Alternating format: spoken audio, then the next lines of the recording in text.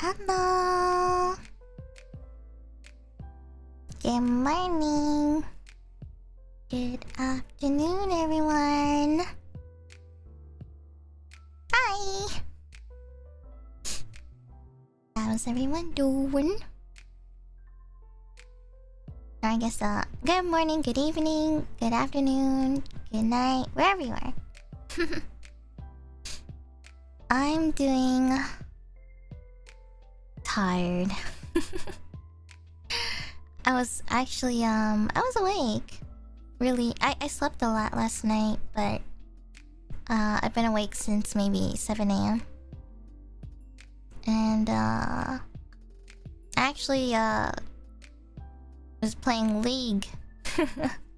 Funny enough, I was playing League because I just saw Sable and Uki in a VC just hanging out, and I was like, huh, I haven't spoken to them in a while, and I wonder if they're gonna play League or something, so I just came to hang out.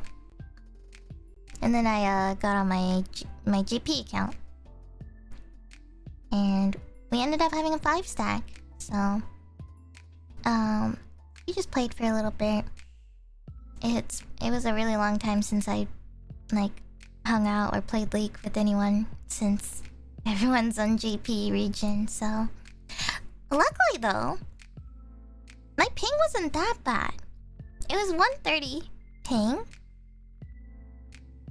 which thankfully wasn't 200. So I actually was doing really well, surprisingly.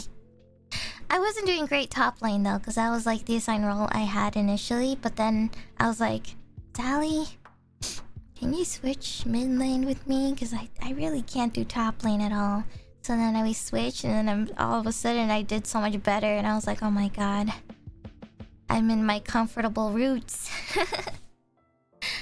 And then suddenly I was doing better again. I was like, oh my gosh, I can't do top lane. I guess I'm just not built. I'm not built for it yet. Even though that's what I used to play back then. But I think I just got unlucky. I went against a Garen and a Darius, and I was playing Irelia and Fiora. And honestly, that was pretty bad. I think maybe if I played a tankier character, maybe would have been better. But yeah, and I was supposed to do some of my exams before this stream, but I passed out. It was starting to catch up to me, the early morning wake up and stuff. So my body started to physically die, and then I passed out for a couple hours, and I was like, oh fuck. My stream's in 1 hour, what do I do? And I'm panicking because I'm like, I have other things I need to do. I need to do the laundry, I need a shower, and I have to get my all my preparations for like my work trip, and I had so much to do. And so now I'm just like now I'm just probably gonna wait till after stream to do it, because packing shouldn't be too long. It's just me. I allocated about 7 hours to pack, but I can really take care of the easy essential stuff in 1 hour or two. But the 5 hours is just me sitting there and thinking, what do I want to wear? And seeing what pieces of clothing I can mix and match to, you know, dress nicely, or even just be comfortable too for the weather and all, and still look somewhat decent and stuff. So I'm like, yeah, trying to figure out what I'm feeling right now, because I haven't really done that in a while. So yeah, so it's all about picking out stuff for mix and matching. And I know for my work trip especially, I think the weather is going to be pretty warm. So, and unfortunately for me, I am in a much more colder area, so it's going to be a little bit difficult for me to think really hard about it because I know Japan specifically gets really hot and you don't want to underestimate it because even if it appears to be cool or windy, it still gets pretty hot and warm in certain areas. And when you go inside buildings and stuff, it gets pretty warm and stuff. So if you're prone to being like getting warm easily or like, you know, the humidity is just not good for you and stuff. Because for me, I in a much more drier area, I would say. So the humidity hits me pretty hard and I start to sweat a lot. Something I am okay with sharing, but I genuinely cannot stand the heat in Japan a lot, and I always feel like I have to like shower super like twice a day almost. Cause I'm like, gosh, I just feel so gross after all day. Or even just like in between visits of like certain areas and stuff, so I just feel so bleh. I feel gross every time I go out. I just feel gross. So yeah, it's always something I'm like, eh. But yeah, it's rough. Getting my 56-month renewal before you disappear is so sad. But yeah, a lot of you guys are all super long-term members. Holy. And some of you guys have been here since debut as well, which I'm very grateful for, so I appreciate it. And before the stream started, thank you me for the dono. I'm gonna miss you. I'm gonna miss you guys too. It's gonna be rough not streaming for a long time, but I mean, that's not to say I'm not gonna do anything at all, but I will have some streams, I think. I just need to make plans and maybe just do lots of zatsudans or something. Maybe lots of zatsudans. I don't really have anything particular that I have anything planned, but we'll see. We have like a lot of main stuff event streams and stuff, so big group streams planned, and potentially some anniversary activities as well. So yeah. And the reason why we're staying for so long, like I said, is because, well, first we have NIJIFes, and after that we have like about a couple of weeks of free time until we have our anniversary.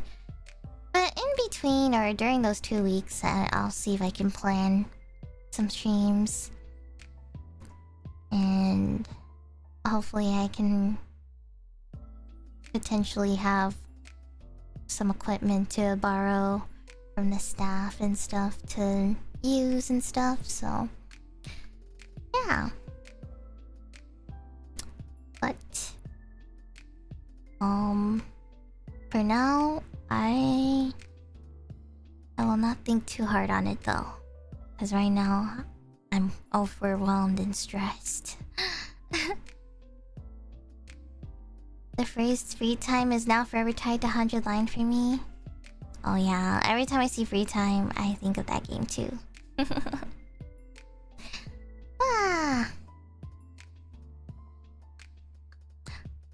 Well dang, I was about to prepare for your funeral, but I suppose if you're planning an anniversary stream, I'll have to call it off. I'm not gonna plan my funeral, the hell? Don't worry, it's an anniversary. The Japanese bidets are waiting for you? Thank God. Thank God, man. I actually love the bidets. They're just so nice to use, and at first I was weirded out by it and I thought it was a weird feeling as well, but actually it's so nice. It's just so much more effective and clean, and you know, it's honestly, I mean, it's funny because I still technically do both, using toilet paper and the bidets at the same time, but you know, just in case. But they're pretty nice actually.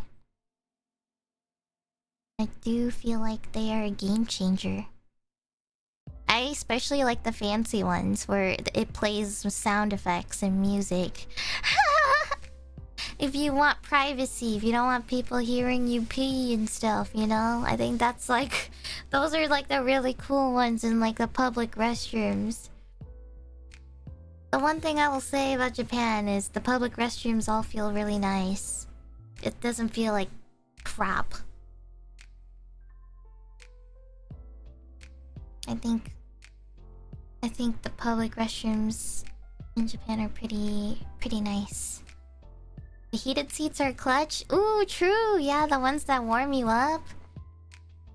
When I'm having like a really bad sheet, like sometimes you just gotta get the warm seat, you know? It helps you calm down and relax a little bit. And not feel like so stressed out. It's really nice. I really think it makes a difference in how I feel and stuff.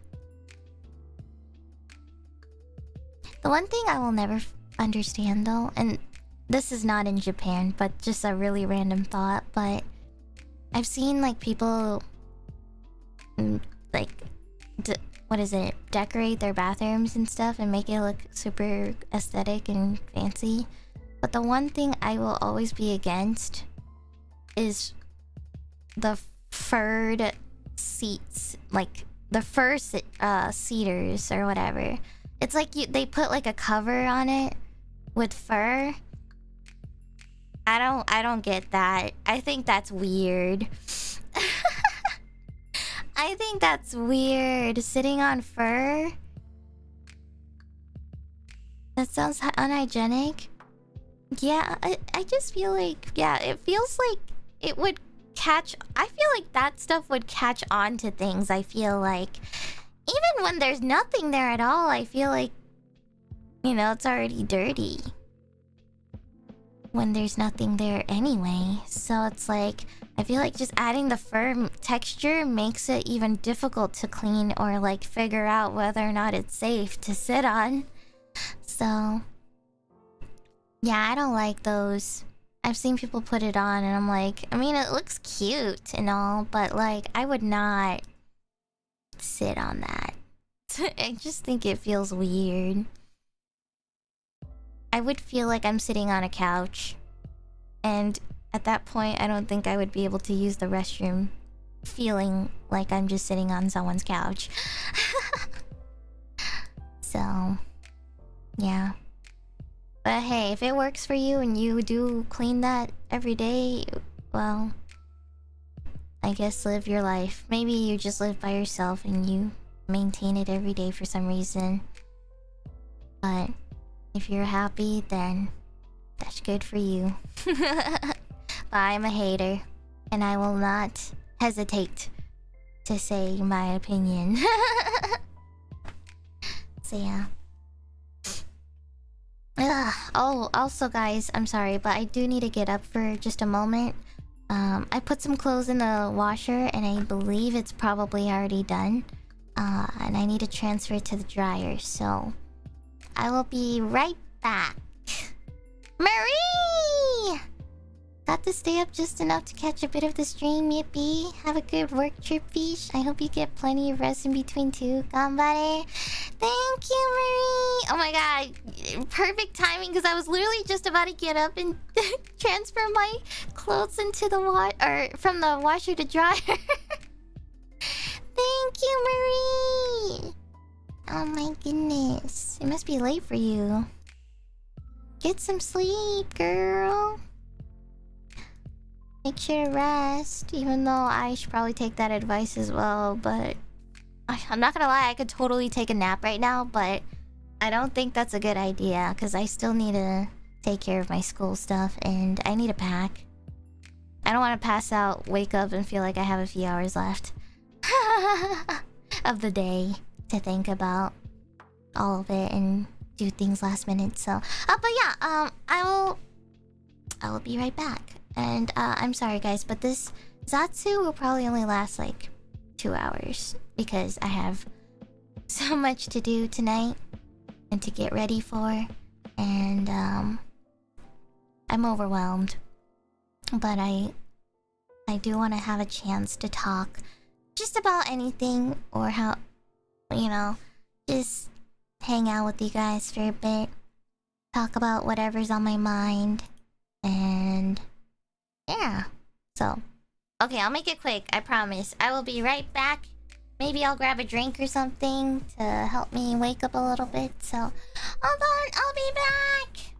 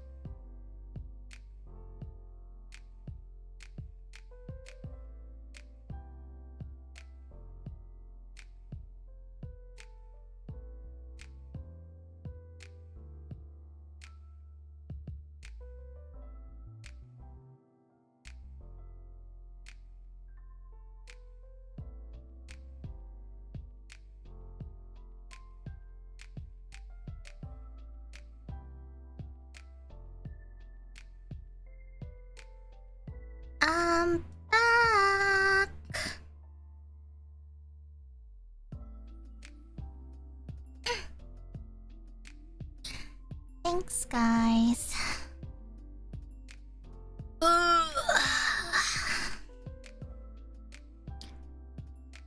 Oh my god. I'm so eepy. Man, I'm so sad though right now because I'm not gonna finish 100 line. I can't marathon it right now, but I'm gonna miss it. Probably one more or two more streams until the very end of 100 endings. We're almost there, everybody. And we can finally stop talking about this game. I will end your guys' miseries of watching me play this goddamn game for a year and a half or whatever. But I can finally say I beat the game and I beat 100 endings to a visual novel and no one can question me ever. And it's so funny because I was never a visual novel gamer to begin with.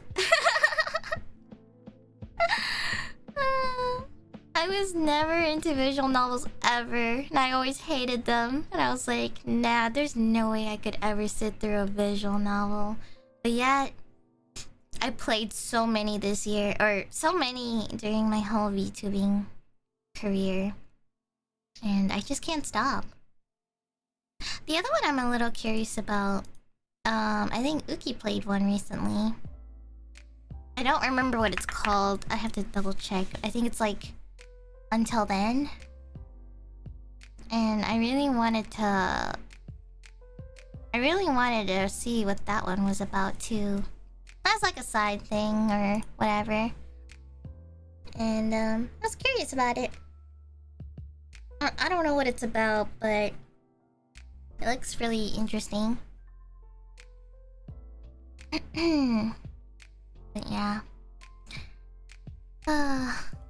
Billy played it too? Yeah, I really want to look into it. Looks nice. The storytelling in VNs are so engaging.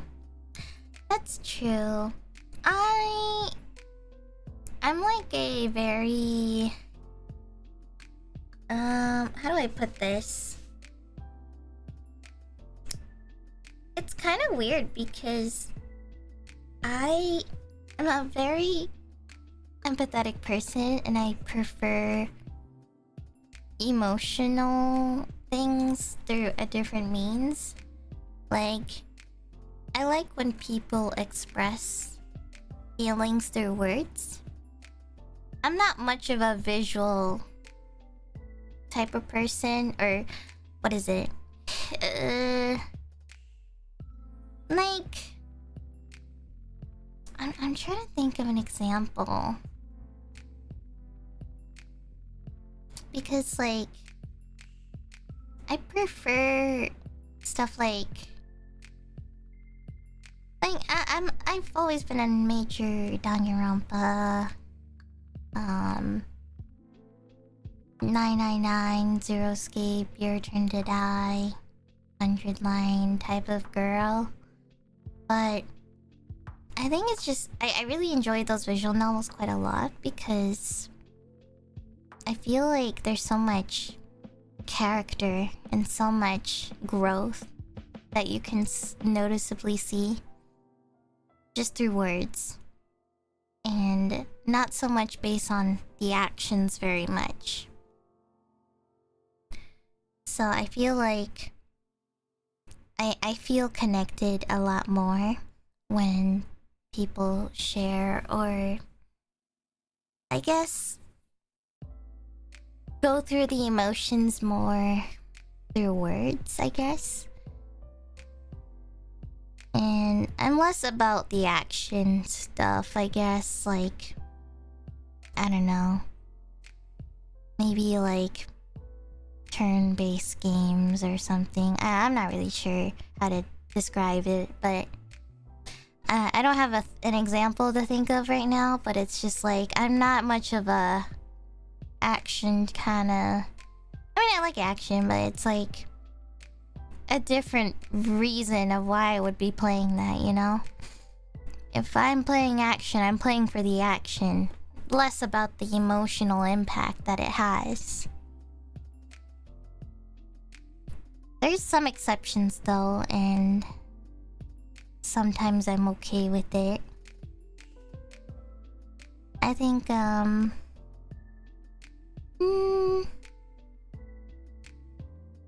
maybe like Stellar Blade as an example. I think it set the tone very well for emotional apocalyptic stories and the immersion of the world. I really liked Stellar Blade. I think Stellar Blade is a very underrated game. I feel like there should be more people playing Stellar Blade. I'm gonna be honest. I think a lot of people should play Stellar Blade. And the music is so good. And the boss soundtracks are amazing. Character soundtracks. That one I really think the action does a pretty good job. And I quite enjoyed the genre that it was meant for. The story was pretty decent. I mean, it wasn't like, it's a little mediocre, just a little bit, but like I still enjoyed it and how it was portrayed aesthetically and everything. I know there's like a lot of games that are like very copycat of it, but I feel like Stellar Blade kind of like was one of the better ones, I would say. You know what I mean? It's like Stellar Blade isn't like super unique or anything, but it's like, you know, typical gacha game apocalyptic storyline, you know? But it's like, it still was pretty good. Better than a lot. So Stellar Blade 2, I'm waiting. The company behind Stellar Blade said the second one is gonna be self-published, by the way, so they'll have even more freedom now. Yay! That's good. That means maybe we can have some like collabs and stuff, or like more bigger stuff happening, or implementations of it. So that's good. I'll be there. I will play the second game when it comes out. I still haven't played the DLCs, and I'm really... I totally should, but I'm just like... Gah. I really want to play the DLCs, but I played all of this on my PlayStation. Now that Stellar Blade is on PC, I'm like... I was impatient, okay? I was really impatient. I really wanted to play Stellar Blade, so I got it on the PS5. And conveniently, I just had it. So I was like, you know what? I don't want to wait. But the PS5 was intended for Final Fantasy 16. And I don't regret that. I don't regret that. Speaking of Final Fantasy, I hope they come out with a new game that has a female character lead. Because I really miss that. I miss female character lead Final Fantasy games. Can we get it like a... I've never played 13, but like... I want a new girl character. No more Cloud looking ass characters, please. Or, you know, I just want another 13 or 10 part 2 character. I just want, I had this bonding moment with, Nadine from Vispo. We were hanging out and I was like showing her Final Fantasy X, because I was like, hey, if you've ever... She's never played Final Fantasy before, so I was like, hey, if you ever want to get into Final Fantasy, I think you should play 10. And then I tried to show her some clips because I was like, yeah, here's the reasons why I think 10 is pretty awesome. Without spoilers, of course. Or like major spoilers, or like... she'll probably forget. But not like the ending or anything, but I showed like some scenes. But 10 is like the best in my opinion. Well, I wouldn't say, well, it's my personal favorite because it was like my childhood game that I really grew up with, and recognizing and knowing the characters very well. And the Titus gif. Oh my god, I was showing Nutty that scene. The Titus laugh scene. I was like, you need to watch this. This guy's really goofy. I think 10 was the best. Like, I really like 10 because of the story. And I had so much emotional attachment to Titus. Which I never thought I ever would have until the very end. The ending scene made me cry and I was like, wow. What a peak cinema game. I cried for the character that wasn't even my favorite character. And then 10-2 came out, and I'll admit 10-2, or you know, X2, that game had a huge impact on me as a child. But I would even just say that was like my first idol girl group, or girl in general. Sorry, not group, but idol girl. She was my idol. Yuna? She was probably considered my first idol that I actually like cheered for and like danced and sang to. Cause she like the opening song or intro scene is Yuna performing. Well, it's not really her, but it's like the antagonist pretending to be her, dancing on the concert. Real Emotions is like pretty awesome. Both the English and Japanese version are pretty great, but I watched / played the game in English, so I kind of just stuck to the English roots that I remember and recognized as a child. I mean, I guess it makes sense. I know some people say they watch the JP dub version, but like, I'll admit, there's some certain games that have the exception for me. And Final Fantasy is one of those exceptions because I was exposed to it really early as a child, and because reading subtitles just wasn't really a thing for a child, I just watched it in English. So, but yeah, X2, it wasn't better or as great as the original X game, like the first part. X2 holds a special place in my heart where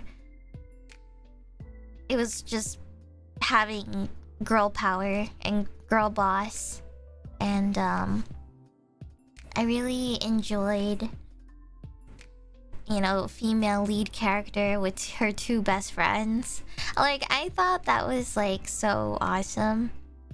I just really like the girl power, girl boss like energy that she had in the second game. And her outfits were so beautiful. And also I really liked her songstress outfit. And I think that's one of the things I've always wanted as like a class in any sort of MMORPG. So what I'm really praying for in Evercold is a songstress job role for Fizz Range. That would be pretty awesome. If they release it, I might have to have a new secondary main. But yeah, 1,000 Words. Love that song. I showed Nadine that one because I was like, you need to play this game, and I need to tell you why and why it's so awesome. So we just been nerding about. We hung out and we were watching. Well, our original intent was to actually watch Ruby. We watched Volume 4 together, and I was like, yeah, I remember being a hater. I I was such a hater of Volume 4, but the only great thing that came out of it was Jean training by himself scene. That always breaks my heart. And then the other scene is Ren and Nora. I like their backstory a lot, and it's like super adorable and wholesome and makes me want to punch the wall. Is that show still a thing? No, I don't think so. It's like kind of in a... I don't actually know what's going on with the show right now, but I know that I believe Volume 9 is done. Or at least the first part, I think. I don't know. I can't remember, and I don't remember if I ever caught up or if I just like left. I think I was like maybe a few episodes behind from the latest, but I stopped around the part after like... Sorry, this is spoilers, but like it's kind of been a while, so I kind of don't care about talking about it out loud, but I stopped after Canonic Yang, or sorry, Blake and Yang canon kiss getting together scene at the most beautiful scene ever. That was like, honestly, I was so happy when that finally came by. I was like, yes! So after that, I watched a little bit more, I think, and it was just mostly going back to Jean's POV, I think. And like him getting old and shit. I was like, oh my god, what is going on? And then I think I left on like the cliffhanger of Ruby getting sucked in some like black hole or something. I can't remember. But after that, it's like a blur. I think I stopped around there. And I don't know what else happened afterwards, so I might have to catch up or rewatch Volume 9 to remember what happened. Or like at least the second half. The second half is where I'm like a little bit fuzzy memoried, because I'm like, this was such a weird arc because it was like an isekai world, and I was like, I didn't really care for it too much. The only parts I kind of cared for were just the Blake and Yang scene and then the Jean POV, but everything else I was kind of like, whatever. So yeah. But I don't know, I think I don't remember, but I thought that some other studio was going to take over or something.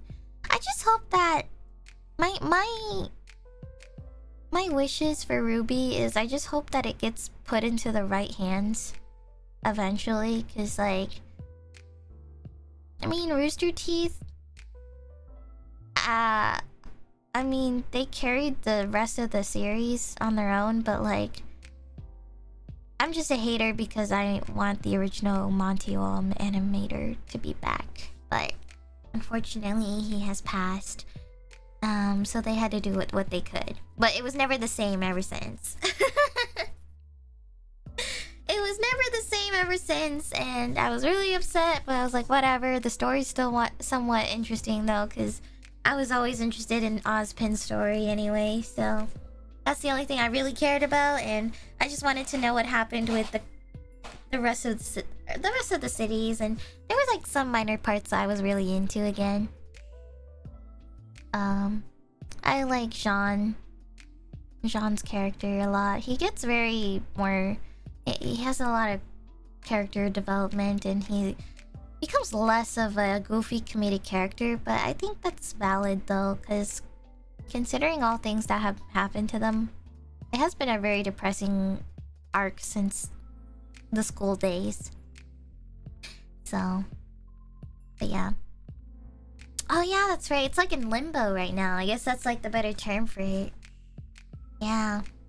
Wasn't there gonna be an anime/movie? I don't know about that one. I don't know actually.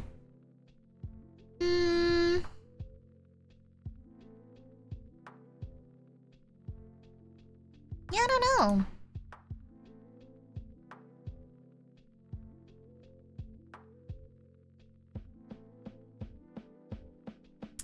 I'm thinking.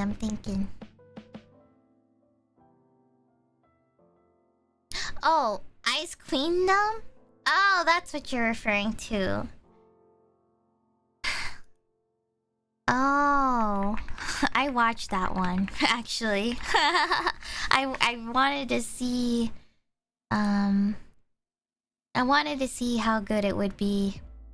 I mean, the animations were great, but like the story was kind of a interesting spin-off. Oh my god. But the music was amazing though. The one thing that the anime did really well on though was the music.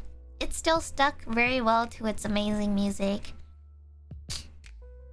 Especially, I like the opening song. It's not my favorite one, but I like the opening song. It's like extremes confining reason, creation, master visions, refined, inflated observations. Something, something, something. I forgot the rest.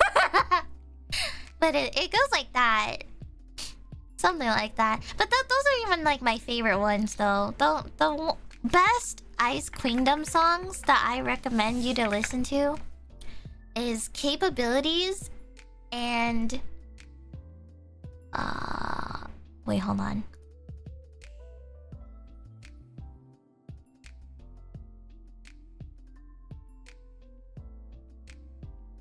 Hold up, sorry. Oh, okay, I like Capabilities. I mean, this is kind of like the only things they kind of have, but Capabilities is really great. Capabilities Unseen, The Reflection, and Revealed Dimensions. I don't know which one I like the most, but I think Capabilities Unseen and Revealed Dimensions is the best. Those two are like really great.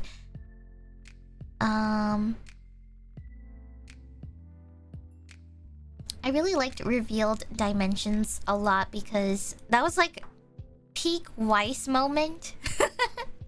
It was like the fight scene between Weiss and Ruby, and it was like that when they cued the song, I was like, holy shit! Wait, this is actually such a great song, and like it was super hype because I'm a really huge nerd when it comes to battle music. I like when there's like a really intense fight scene, especially in like shonen specifically. I don't watch shonen, but like when I do watch shonen, I watch specifically because they have really good music during certain fight scenes, and it's like peak moment, you know. So that's why I'm like a huge fan of Hiroyuki Sawano music, because he makes such great music that you could just play during a really intense fight, and that's why I really like Attack on Titan. Attack on Titan is like has one of the best albums or soundtracks ever. It's like amazing bangers, and they always cue the music at the most. They cue the music at the most intense or epic moments in like the anime. So I just really like Hiroyuki Sawano music. Even sometimes I just listen to his like soundtrack music, not even the ones that have vocals in it, but sometimes I just look up Hiroyuki Sawano battle music, and then you could just find like a bunch of like playlists that you can listen to. I specifically listen to the one that has like the night with the blue aura, I guess. It's like by Night June. But that's like the playlist that I listen to. It's like Hiroyuki Sawano 1 hour epic battle music, and it's just like a compilation of all of his works in one video. So I listen to that one a lot. And there's like plenty of other ones too that you can listen to. But yeah, 86 and Gundam stuff is good too. I need to kind of rewatch season 2, because I'm not gonna lie, I tried to start season 2, but I lost like motivation. Not because it was boring or anything, but I just lost motivation to watch anime in general, because I was so busy and stressed. Like I was just so busy with work that I hadn't thought to like watch anime. I don't even watch anime today. And if I do, it would have to be something I'm really like loyal to, or I don't know. I'm not really sure.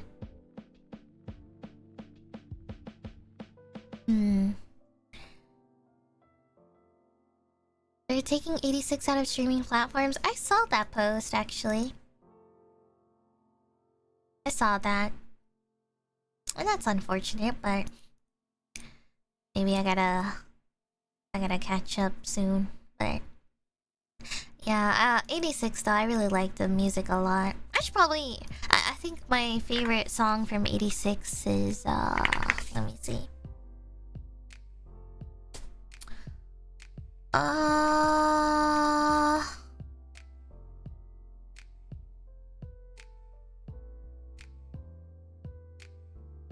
Oh, I like Voices of the Chord.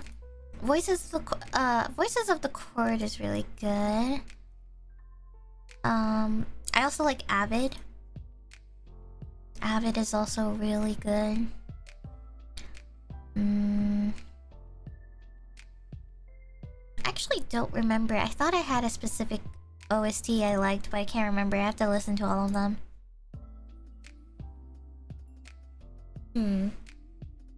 Avid is amazing. Yeah! It's super good.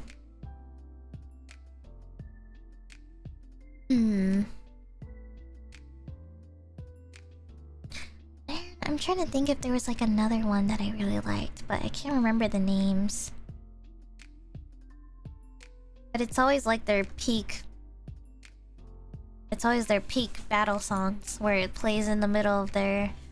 Oh man, I can't remember the one I really liked from 86. No, oh, this is gonna be stuck in my head. Wait, hold on, let me check. Is it this one?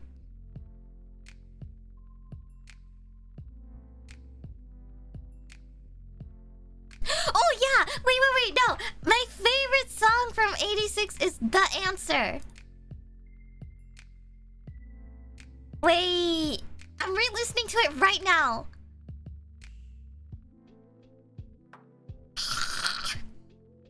Oh my god!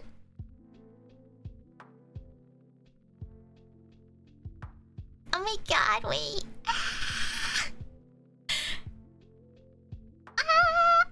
Oh god. Hiroyuki Sawano. Please notice me, please. Please, I'm a big fan. I will do anything to go to his concerts. Anything.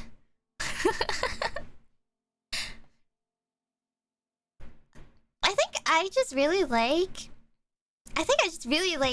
I don't know what kind of genre I would add this to, but like... I think for music genres and stuff, I think more than anything, I like game soundtracks or just anime soundtracks. Like there's like no specific genre for these. I feel like pop or metal.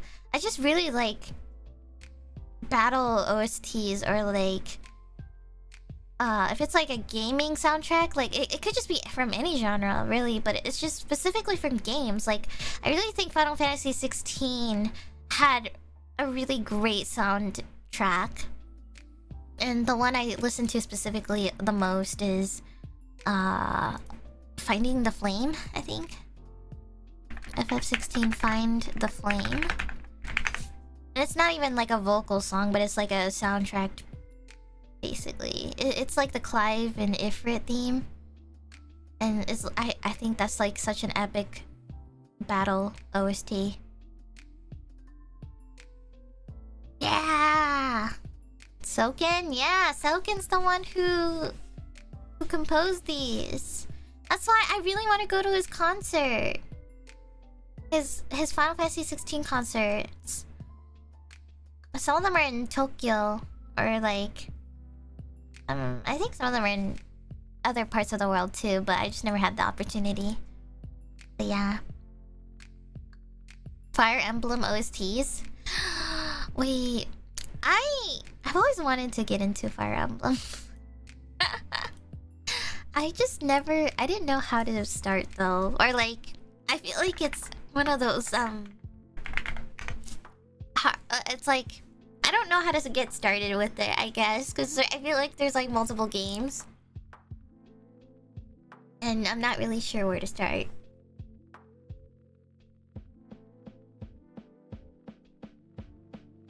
So dating sim with tactical strategy on the side? You know, I thought about that. And I was like, yeah, that sounds about like a JRPG. Oh my god. I don't know anything about Fire Emblem, but there's one character that I've always really loved and I didn't care about anybody else.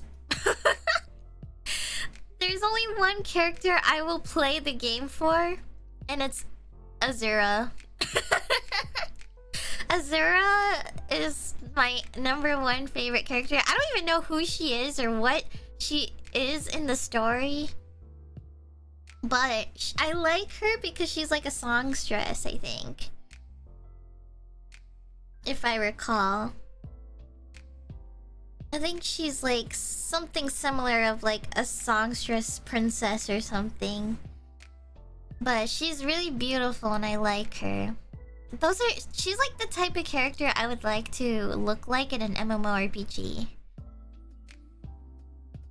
Like, she's just so beautiful. She's like a goddess.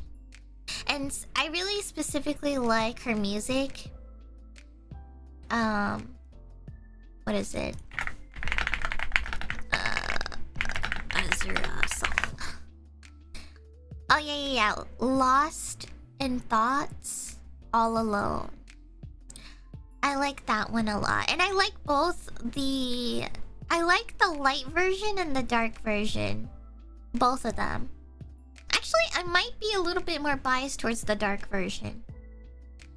I think. She has the same VA as Akane from Zero Escape? Oh. Oh, no, you did not just mention that. Uh-oh. Oh. Wait, I really like Akane. Shit, no! Wait, but it actually is so fitting, though. Damn. Hey, that's such a fitting character, VA for her. Wow, I didn't think about that. But yeah, that's the only character I really know. Well, I mean, I know a few other characters, but I don't know them well enough, I guess. I only know the main ones, like... what is it? Marth? I know Marth because of Smash Bros. And, isn't there also, like, Ike as well? Marth and Ike? Weren't they both Fire Emblem characters? I don't even know, like, where they're from specifically in which Fire Emblem series, but... I don't know who they are, but I just know them because of Smash Bros. And Roy? Oh, yeah! Roy! Oh, yeah! Holy shit. Yeah. Wait, so, okay. For someone who's never played Fire Emblem before, is there a specific order to play these, or are they all different? Are they all different from each other? Or can you play whichever one? Are they all like same universe? But just like different spin-offs or different POVs?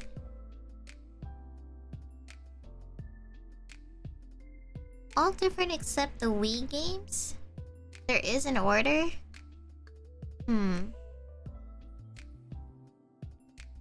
Besides 1 and 3 and 6 and 7, they are all self-contained.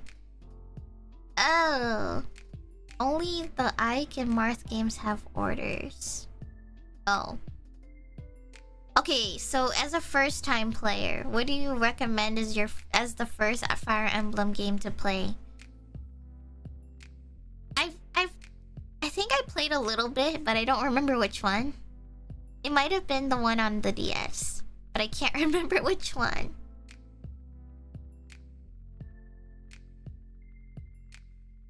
I didn't play it or like play enough of it to understand it though, because I was just playing it because my friend gave me their DS and I was just trying it out. So...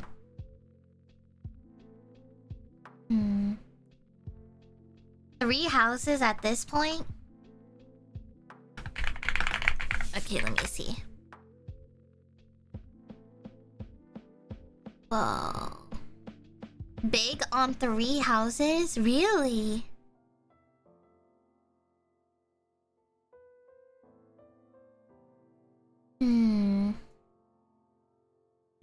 I see. Wait, I've never seen these characters before. What the heck? What?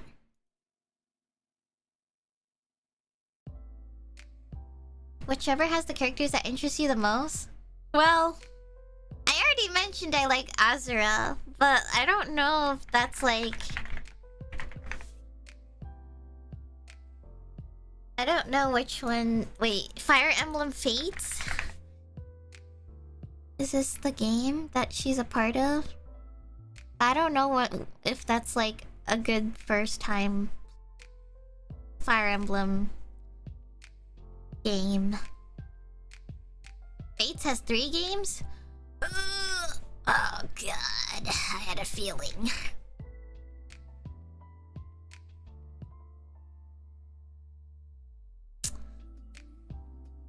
I see.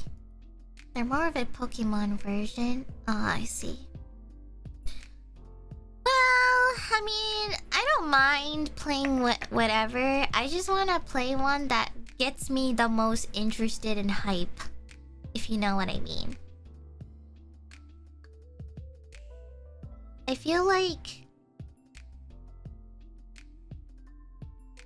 I don't know. It's like trying to suggest a Final Fantasy game to start with. You know what I mean? Because there's like older Final Fantasy games, but they're like pretty miserable as a starter game. Because of how old they are, and like sometimes the gameplay is really freaking miserable. Like, I'll admit, 10 is like probably not the best one to recommend because it's like grindy as shit, but like the story is so great. That's why I still recommend it as like a first game. So I don't know, but I also like want to play the game that like made people like the game to begin with, you know? I don't want to play a modernized version of the game where it's just like for existing veteran players to get into, because there's like they already like the series, so they'll like the modern ones too. But I want to play the old classic ones too, where it's like this is what made people attached to the series to begin with. So if you guys say that 3 Houses is like the new player friendly game, or like the one that they should get into first, then I'm willing to try it.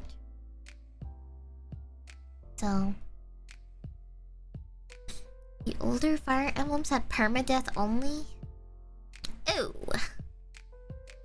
I see. Well, time to watch video summaries. I gotta watch like a video summary of all of them. Maybe I could just do that too. What if I just watch a video summary of like the brutal ones, and then I can just play 3 Houses? It's like, I'm also not even sure how dedicated or how willing I am to get into Fire Emblem right now. I'm willing to try one, but I don't know if I can like try every single one. Maybe 3 Houses will just be it. But okay. Oh my god, it's $60 on the Switch. Yeah, damn. Is this on the Switch alone? Let me see.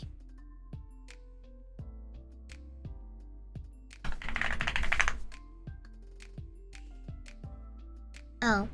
Exclusively on the Switch. $60. God damn. Well, it's fine. It is what it is.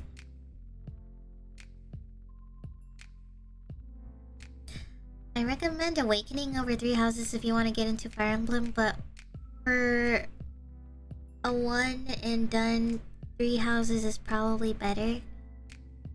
I have no idea what that means, but you know what? As long as it's like the classic gameplay mechanic, like, you know, the you know, like the one I'm like pretty used to, I guess, like, you know, 100 Line. I'm pretty sure 100 Line was inspired by a Fire Emblem, right? So it would be like that, basically.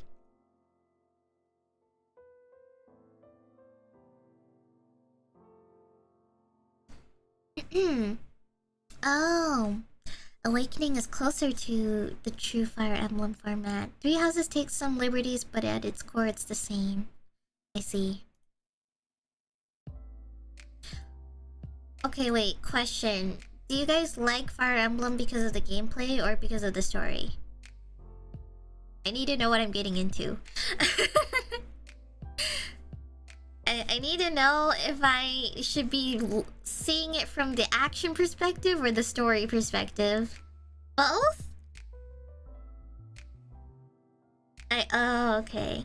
Because, like, I'll admit, I'm not much into... I don't want to play a game and expect very, like, super rich story, if that makes sense. If that was the intended purpose. Or, you know... But if, like, the whole thing is about its gameplay, then I want to, like, not think too hard about how great the story will be, because maybe it's more surface level than... Or, like, not much, I guess, if that makes sense. Because, like, I'll admit, I have a very hard time getting into JRPGs. Mainly because they're all very similar to each other, I feel. You know when you, like, look at certain characters and they all look the same to you? That's how I feel with JRPGs sometimes, just a little bit. So I need someone to really sell me on this really hard. I don't play a lot of JRPGs. The one JRPG I was kind of interested in though was Xenoblade. Mainly because there was one of the Xenoblades that had Hiroyuki Sawano music, I think. If I recall. I think it's Xenoblade X. But I don't know where that is in the series chronologically. Or if it's even like part of the main one or not, but I just know he composed some music for Xenoblade, and that's why I was interested.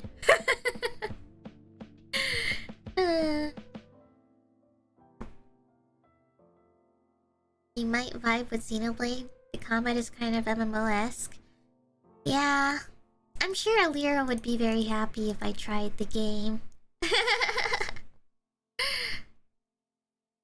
I think she would really appreciate if I did. I know it's just really long though, so I don't know.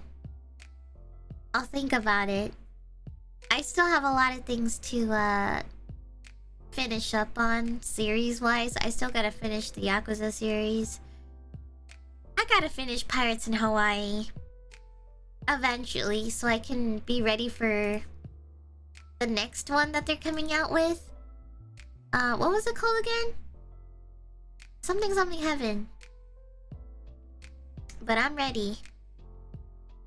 I will try to catch up as fast as I can before it releases, maybe. Stranger Than Heaven, thank you. Yes, I've seen a little bit of it and it looks pretty. I've seen some memes about it and it's kind of funny.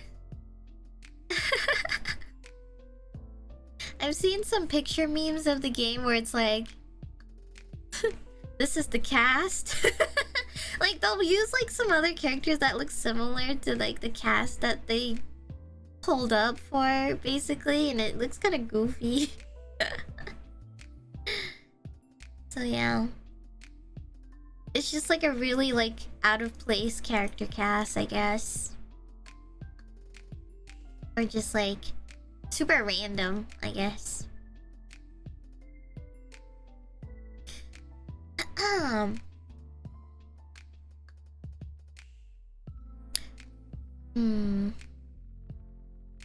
Ato's in a lot of things these days. As deserved. She's so talented. She deserves to go to a lot of places. Her voice is just so good. She's just so talented and it's just amazing. She's a huge inspiration for many, many singers. I'm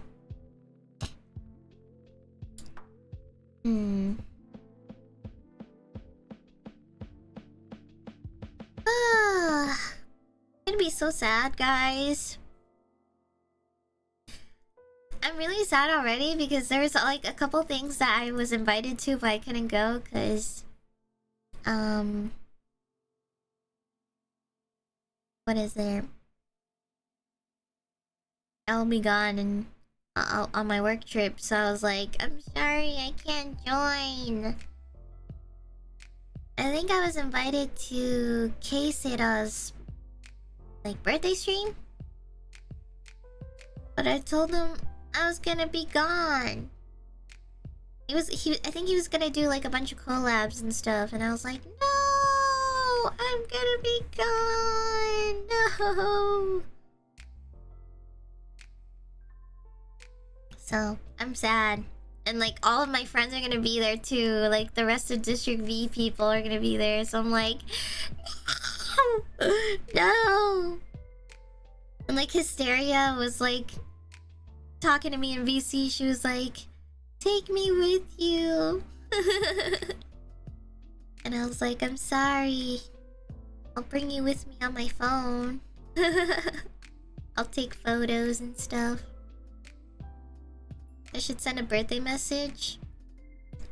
I thought about it, but I was like so I thought about it, but low-key I was so busy and like so stressed. I was like, shit, I don't know if I have time to set up for that right now, but I will wish him the best. Then I gotta set up my whole thing as if like I'm setting up for stream. But that's okay. I'll make it up in future collabs, maybe. There will definitely be more. Oh my god, there was also this other one too that I'm missing out on, and I'm so sad. I think they're doing like a Outlast Trials stream in like 11 days, and I'm like, man, I wanted to play, but I actually don't even know if I can stream it now. But I'm like, man, I still would have loved to join regardless if I could stream it or not. I have to miss Horror Slop. I do. I miss Horror Slop, guys. I really wish we could continue playing Horror Slop games. I want to play with people who don't mind playing stupid games, you know what I mean? I like playing with friends who they all don't care that they played a dumb game, but it was fun with friends. You know? That's like the type of friend group I like to hang out with. I like just playing with people that don't care. That you can just get silly with and just have fun with friends without thinking too much of the game. So I like a lot of slop games.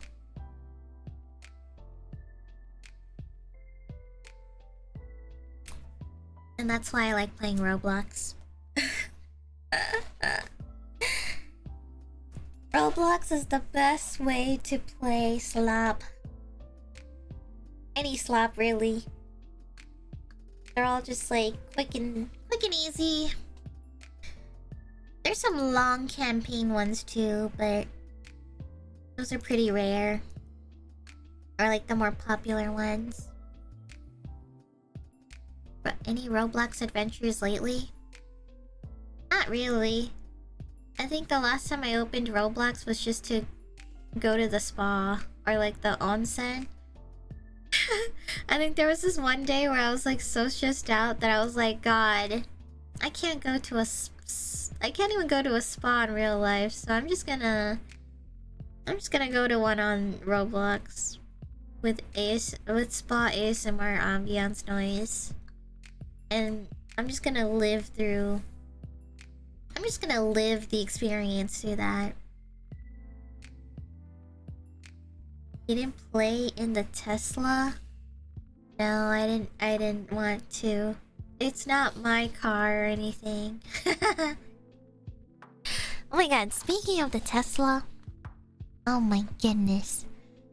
I experienced being driven in a Tesla, and now that was like really crazy.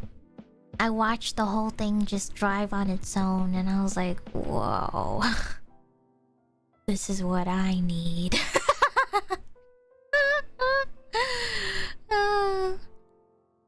Holy shit, it's so fancy. It's crazy. And the only reason why I got to experience it was just because it was my younger sibling's partner. It was their partner. And they specifically, they just bought it too, so it was brand new Tesla. So it was like really interesting. So rich partner, yeah, they're kind of ballin'. And they like have a nice house too, or I don't know if they have roommates, but they live in a decent house, I guess. Or it's not like a mansion or anything, but it's like probably like a townhouse, I would say. But Model 3, I don't know. I don't know anything about car models or Teslas or anything, so I'm going to assume it's like pretty recent, maybe. I don't know. I can't tell the differences. I have never done any research into them. But it was cool though. And like the ceiling of the car is like pretty awesome, because like it's kind of see-through, but it's like tinted. It's like black tinted. You could probably look up and see the sun, but without hurting your eyes too much. The way to open the car is a little weird though. You have to like pull something and then pull it again, I think. Or like pull it in a certain direction and then open it the other way to open it. I don't know. It's like, it's a little weird, but I don't know. The only thing about them though is that they have to charge. So that's like kind of new. You have to like charge them at charging stations and whatnot, so it's kind of interesting. But yeah, it's pretty nice. They even have like a tablet in the background.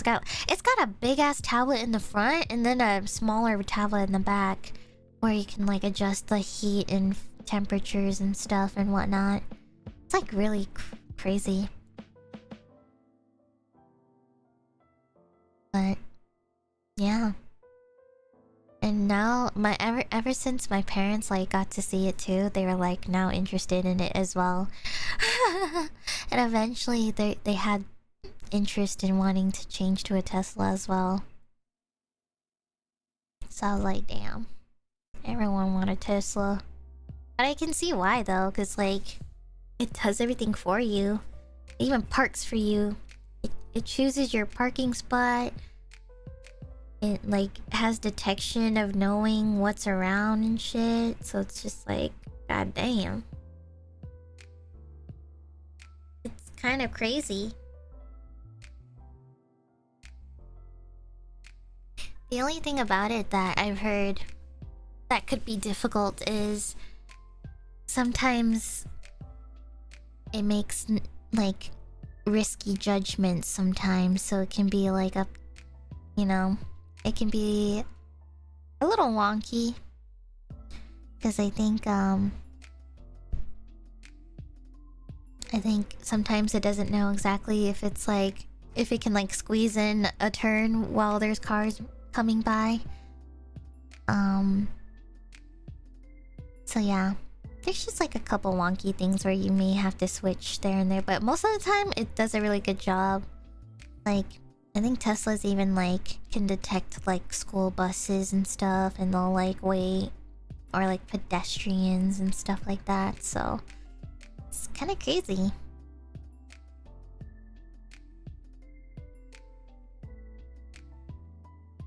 I wonder who is liable if your self-driving car hurts someone. Yeah, I don't know. Actually, I don't know how that stuff kind of works, but I would assume that it is still technically on you, because you decided to go out that day. My assumption is that it doesn't matter if it was the car or not driving on its own. I think you decided to go out that day. You could have prevented that by not going out. You know? You could have just prevented that accident if you just didn't go outside. So that is like my logic of it, but I don't know if that's how it works in like court or anything, or like legally. So yeah, I mean, and it's also technically the driver's responsibility too. If you like, I don't know, I don't know. I think it's, I'm sure it's something that's been discussed, but you are responsible for it. Also, I forgot to say this, but thank you, Jackson, for the dono. Fire Emblem Fund? Yo. It is one of my goals. It is one of my bucket lists to play Fire Emblem, so I've always been curious about the game, and I hope one day I can get a chance to dive into it. We'll see. I'm not sure if it's something... You don't have to actually buy it, just spend it on whatever you want. Thank you. It'll probably go towards necessities such as my work trip that I'm going on, because I still gotta pay for my food and stuff. And I don't know. I don't know what we're gonna do, so my goal is to not do too many expensive activities. So if people go out to do karaoke a lot, I hope I don't attend to too many mini parties and stuff. Sometimes I just want to relax and I just want to lay in my bed and watch TV in the hotel. Just watch YouTube and just lay there and be like, yeah, this is the life.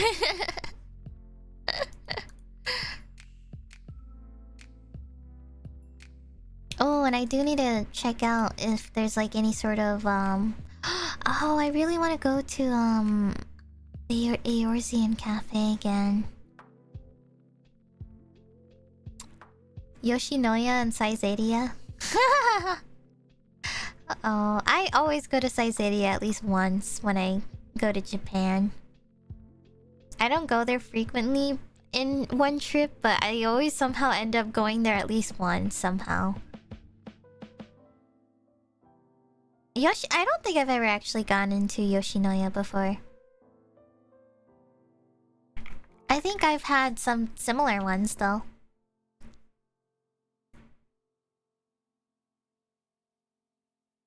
Oh yeah, I don't know. I don't know if I've ever had Yoshinoya.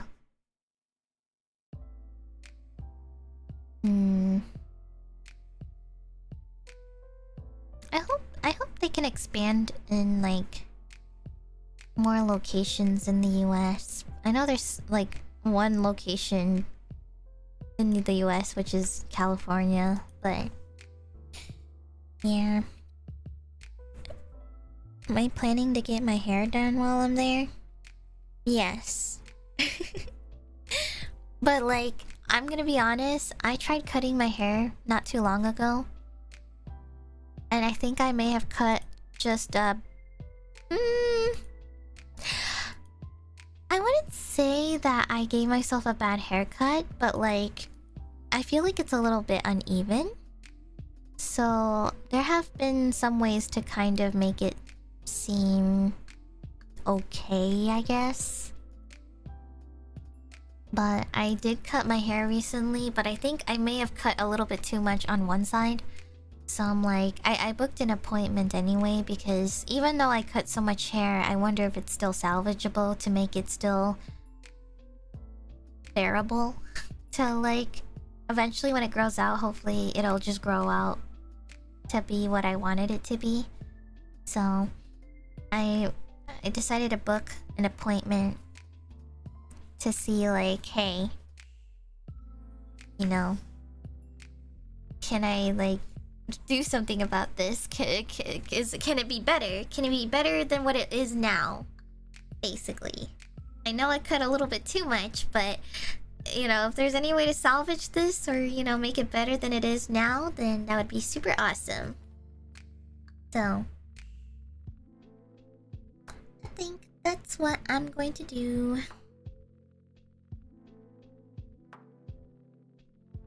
I plan to go to Japan once I get my scholarship sorted out. Do you have any food recommendations?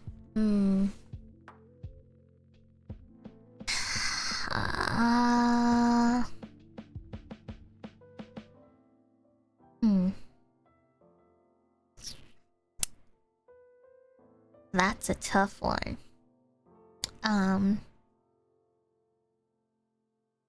If you want fancy bougie, yakiniku is the way to go. But if you don't care, Wendy's. Fast kitchen, Wendy's. You gotta eat the carbonara. The Wendy's that serve carbonara is like, oh my god, chef's kiss. It's chef's kiss. It's like super like, it's like super simple, but like I really like it. It's more of the experience though. I think it's also more of the experience. It's not like because it's crazy amazing food or anything, but it's just more so like, wow, I'm sitting at a Wendy's eating spaghetti or pasta.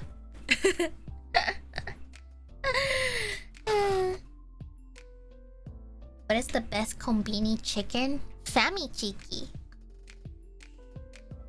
I think that's probably the #1 kombini recommendation. You have to go to a family mart and you have to try the Famichiki. It's like, it's at the front, so you have to ask for it. You have to point and ask for the Famichiki. There's also different types, but I recommend just trying the original first and see how you like it. And I really like it because they package it really well. So like, it can stay warm for a while, but the best is to eat it right away if you can, or bring it back to your hotel and just eat it right away. But Famichiki is like the #1 chicken recommendation for kombini. I'm not even a chicken lover myself, but Famichiki changed my life. It's not even like that crazy or anything. There's no like sauce or anything. It's just really good chicken. It's like, it's just really good boneless chicken. And they package it in like in a way where it's like almost like eating hash browns in a way. Yoshinoya's gyudon. I still don't know if I've ever tried Yoshinoya, but I've had other gyudon places. Like, it starts with an M, but I think it's like Matsuya or something, which is similar. Yeah, that one. Japanese Dr. Pepper? Ooh. I don't know. It's not common though. I'm sure it exists, but I don't think it's like a common drink though. I think the most common drinks in Japan that you'll see very often on every menu is Coca-Cola, ginger ale, oolong tea, melon soda,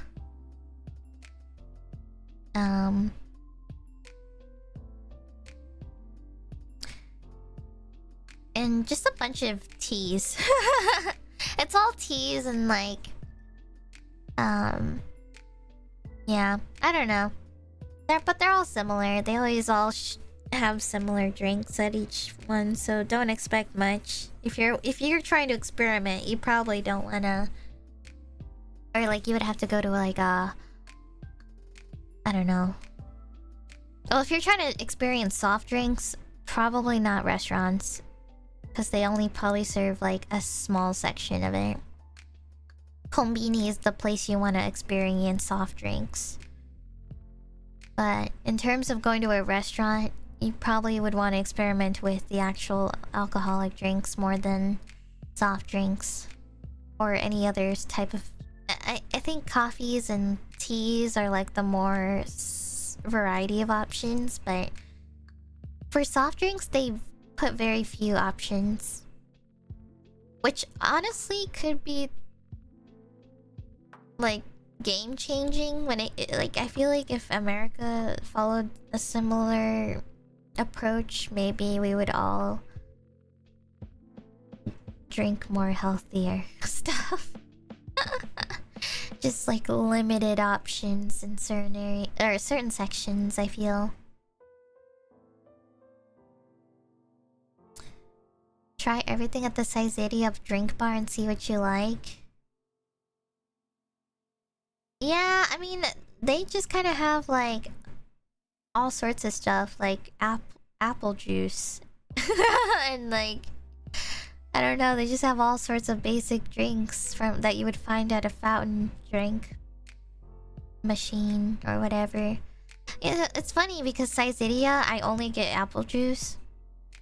I don't know why, but there was a time when I went to Saizeriya once and I could not stop going to the drink machine and getting apple juice. Like, I went there like 5 times and I was like, oh my god. Why am I having this huge craving for apple juice for some reason? And I just could not stop buying apple juice. It was really weird. And it's weird, like, I don't even like it that much. But I just had this weird mini arc where I just couldn't stop getting it. And it was like satiating my, like, it was like a refresher for me. And it's not even crazy. It's not even anything crazy at all. It's just regular apple juice that you probably are very well familiar with. Japanese apple juice hit different. They do have I forgot what's different about it or what it's called, but they do have like a special apple juice, and I think it's like alright. I think it's just okay. I still prefer the generic apple juice that people are used to drinking. The fancy one or special Japan only apple juice one, I can't remember, but it's nothing too crazy.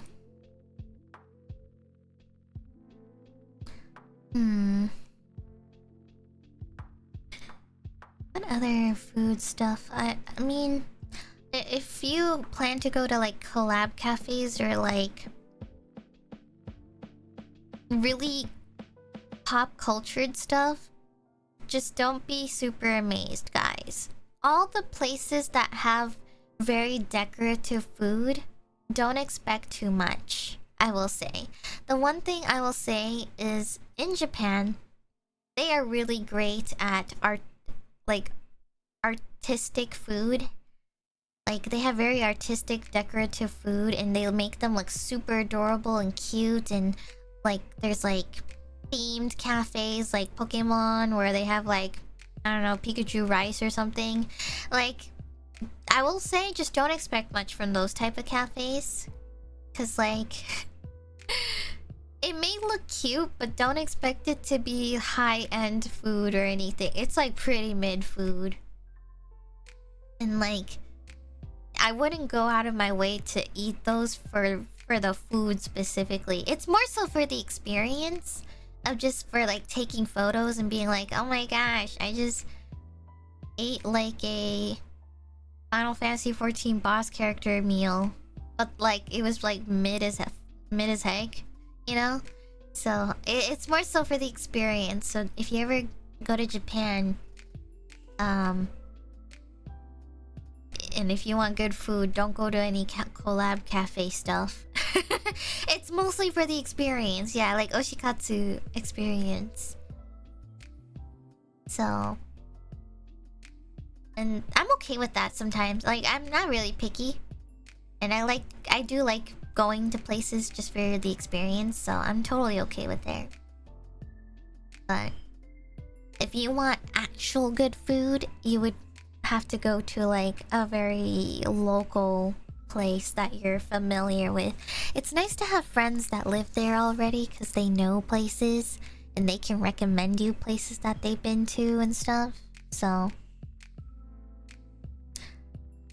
ooh, wait, actually another place I really do recommend people try out is Toriki. Toriki is like mouth-watering. They have like really yummy, juicy meat skewers. And they're like not even that huge, thankfully. It's like enough for me to eat multiple skewers. But oh my god. They'll have like lamb skewers or pork skewers. Like pork belly or like, you know, all sorts of meat skewers. And they're like, ah! They're so good. Toriki is so awesome. I love Toriki. It's a bit more of like, it's almost like I'm pretty sure Toriki is more like let me see. It's like very warm restaurant, but it's like kind of loud too. So it almost kind of feels like a it's like a restaurant izakaya feeling, I guess.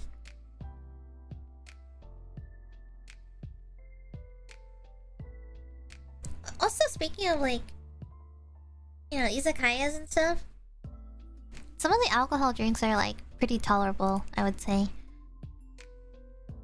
Which I really like. Because I'm not an alcohol drinker, but they have like soft alcohol drinks. And I think they're pretty nice because I feel like they're not heavy or anything.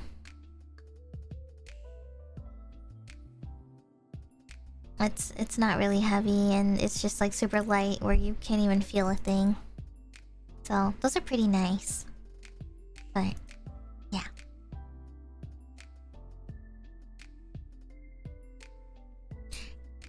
Alcohol in Japan is light and so it's nice to have with meals. Yeah.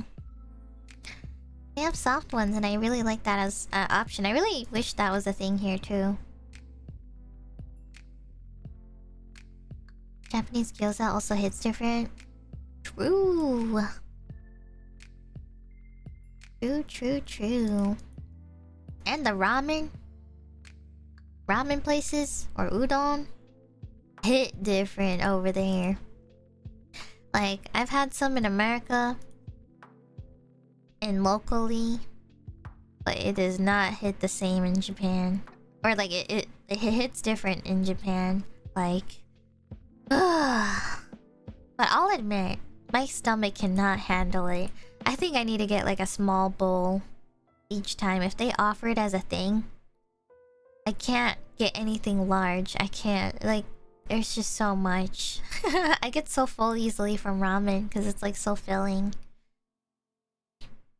But yeah, honestly, I think that's what I gotta train for right now. I think right now I gotta train my stomach for this trip because I'm not really sure what I'm gonna be eating each day, which is why the other day I asked some konbini recommendation foods, because I also don't want to like eat like a fat chud every single day over there too. So I'm like, hey, can you guys recommend me some diet friendly konbini store meals or like snacks and stuff? Because like I would like to try more healthier option foods from the konbini instead of just like getting my usual like pasta or like high carb sandwiches. I never really buy snacks from the konbini, which is really good. You know, I don't really buy a lot of snacks, and which is crazy because they offer a lot. They offer a lot of really interesting snacks, but I mostly only buy meals at the konbini, like onigiri or like bento box or something. So I was trying to ask for some opinions of what sort of snacks that people have been getting a lot there. And it seems like a lot of people have been mentioning this tofu bar. Apparently a lot of these comments mention tofu bars or like certain bowl meals or like fish cake and stuff. So, or like specific salad chicken sets and stuff. Like stuff with high protein and whatnot. So I'm really trying to find like stuff that are high protein and healthy so that I can at least balance out some healthier food options instead of, you know, getting the same thing every day. So yeah. What's my favorite onigiri? Tuna mayo or tuna mayo. Or salmon. Salmon is also okay too. Anything salmon. Anything salmon or tuna related is fine by me. And if it has cheese in it, or like mayo, sorry, not cheese, but mayo, that's also a bonus. But I haven't really experimented much with it, which I probably should, but I'm the type of person that always gets the same thing all the time and I never choose anything else. So if I like something and I really like it, I don't really think too much about trying different things. I just always get the same thing each time because that's what I'm comfortable with. But occasionally there are some things that do kind of pique my interest if I see it. So I'll try it and stuff, but most of the time I'll always come back and just grab the same thing consistently. And maybe once in a while I'll see something new that I might be like, maybe I'll give this a shot. So I don't know. I'll look into it. There's still one thing I haven't tried yet and I'm a little too scared to try it. And it's natto. I've never had natto, but I hear it's like such a healthy option. It's really popular, but also it's super healthy. But I also hear the taste can be very off-putting for some people. So I'm like, man, I don't know. I would have to eat it with something maybe to get my mind off of it. So I've been thinking about stuff like that, but I haven't figured out what I want to eat it with or how. So It's a very interesting taste and consistency. Yeah, it's definitely because it's like the part where you have to stir it too and stuff. And like the stickiness and texture. But I just heard that it's like really but I heard it's really healthy, so I'm like, well, if this is like really popular for a reason, then I gotta try it, right? Maybe it's like the equivalent of like what's that one? That one smelly is it a fruit? I don't remember. I forgot the name, guys. Help me. The durian. Yes. I feel like natto is probably like durian. Or it's like got a weird thing to it, but like it's also really good. Or popular if you eat it properly. Like, I feel like if you eat it right, or if you eat it properly, then maybe you can actually enjoy it. Durian's probably worse smelling. Yeah, I feel like natto probably is just more natural. Earthy smelly. But I think durian, something tells me it's more exotic. Like, stronger scent. I don't know. Because like natto, it seems more like earthy, nutty type smell. But I think from what I've heard about durian, or from the vibes I'm getting, it seems it's like a lot.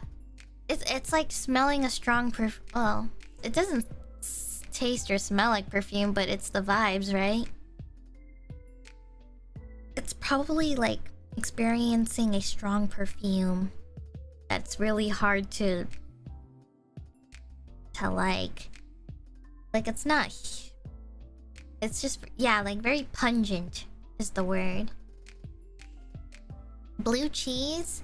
I've never had authentic blue cheese. I've had blue cheese in the form of a dip, so I'm not really sure what my opinion is, but I do love blue cheese. I think blue cheese and also the weird texture that it has is pretty awesome, but my experience with blue cheese is only from Wingstop, so I don't even know if that counts. I just like it as a dip and nothing more. So, I don't know.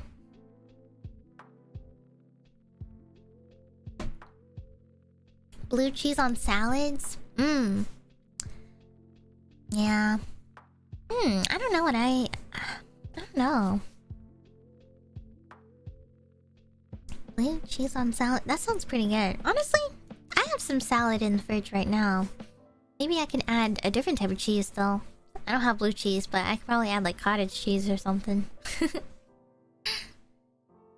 I need to finish up that container that I have.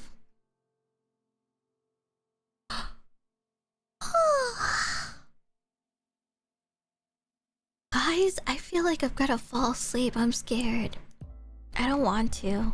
I want to take a nap, but I'm scared too. I'm a little spooked.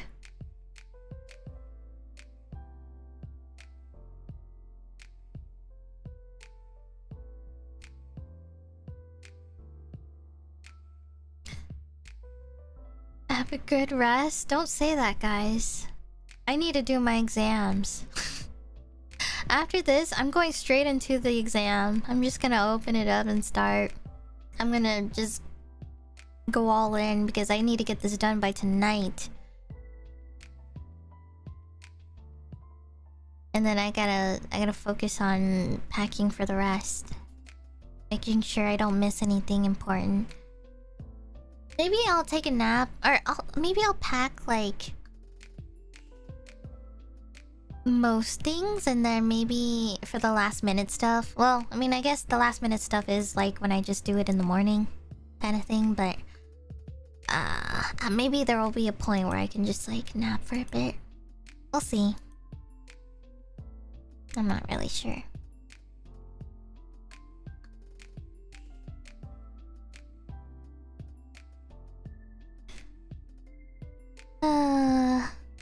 Thanks everybody. only just have a couple left and then I'll be done. But it's so relieving to look at my assignment tracker and just to see that there's only 2 things left. So I'm happy. Consistently each week it has been like almost 8 items on this list. Or like yeah, it's like 8 to 10 items per week. So the amount of relief that I have right now feels so much nicer right now. And I also took care of like all sorts of other things too for the future. I did my financial aid stuff this year, and I also signed up for my summer classes. And I'm feeling pretty good right now. I'm feeling pretty good right now, and I feel ready for the summer. And, you know, surprisingly, the one thing I will admit that I really like about college is I really like that this is all just based on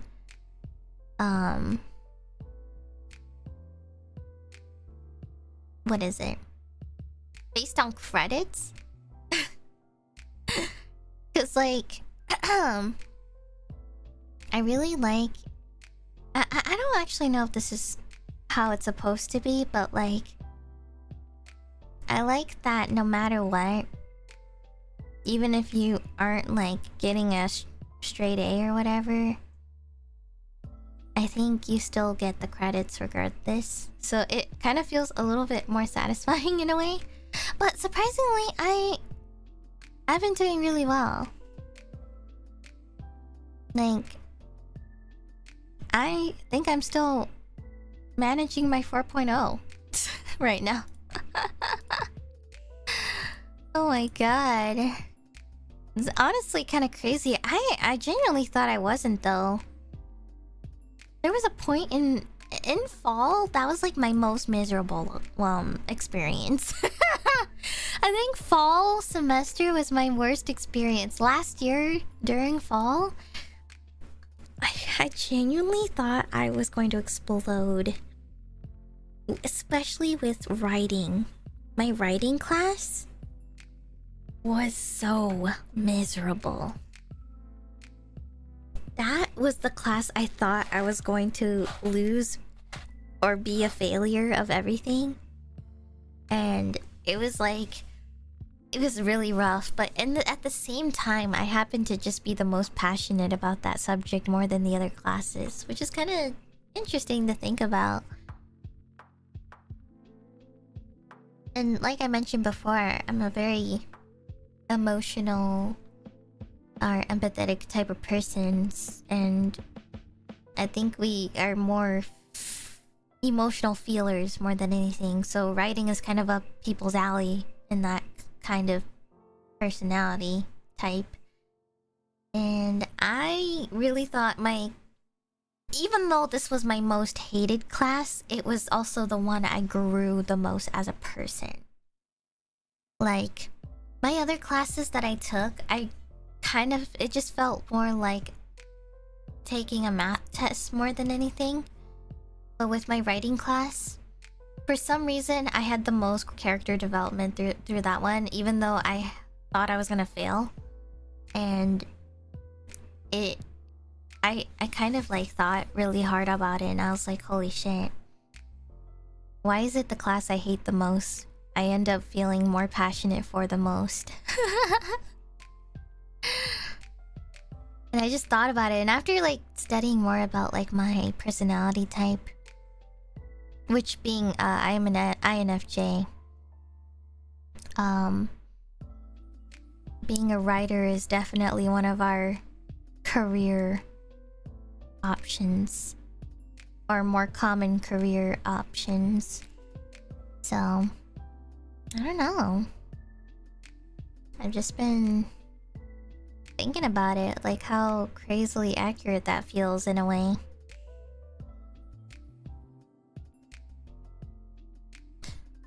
That writing class felt like you were at your lowest in your academic career, but you prevailed. Yeah, I locked in, guys.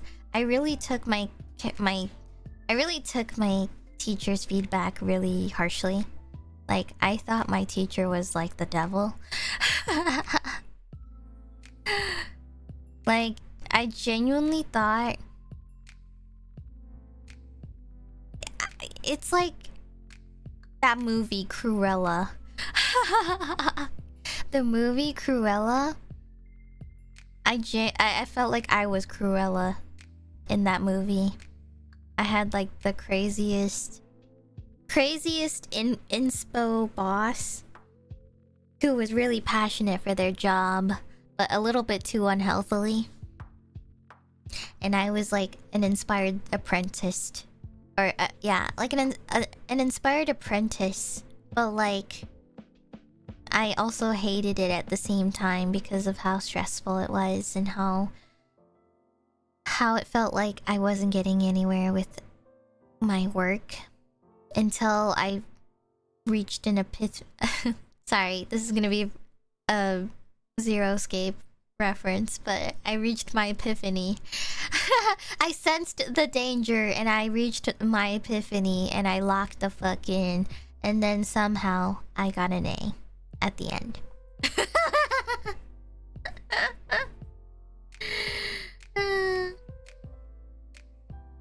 I think just putting yourself in a very stressful situation makes you, and especially because my mental has changed drastically since high school.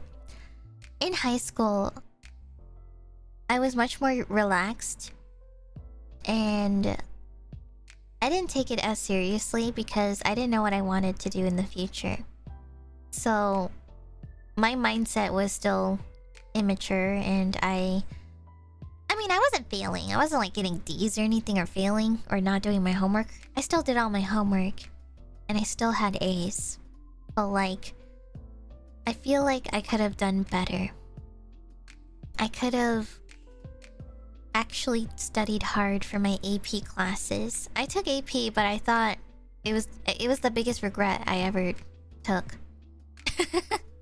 I took AP US History at one point, and I regretted that.